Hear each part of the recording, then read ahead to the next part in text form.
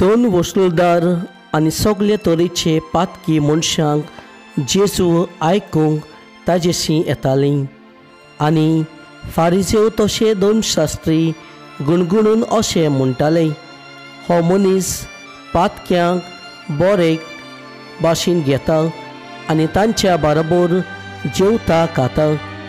देखून ताणें तांकां अशी एक वपार सांगली, तुमचे मदीं 100 मेंढरां आसलेलो कोण एक मनीस आसा म्हूण समजात, तांतलें एक मेंढरां सांडलें म्हणून न्यानूय अरण्यांत सोडून सांडलां तें मेळसर ताका सोदून वचनासतना तो रावत काय?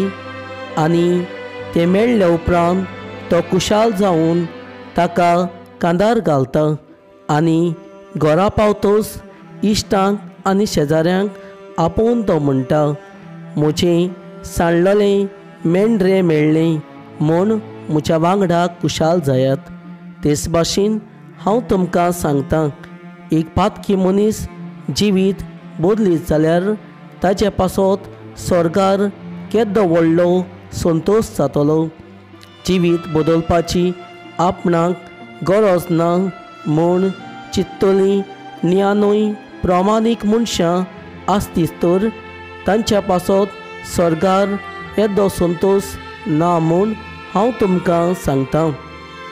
वो रुपयाचे 10 नाणी आसलेली कोण एक बायल आसा म्हूण समजात, तांतलो एक सांडलो जाल्यार पणटी पेटोवन घराक सारोन मारून तो नाणो मेळसर मेयणोनीत तो सोडिनासतना ती रावत काय?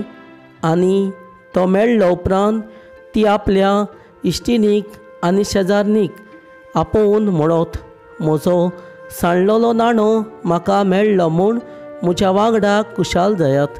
तेच परी हांव तुमकां सांगतां, एक पातकी मनीस जिवीत बदलीत जाल्यार देवाचे दूत संतोश बरी जातले।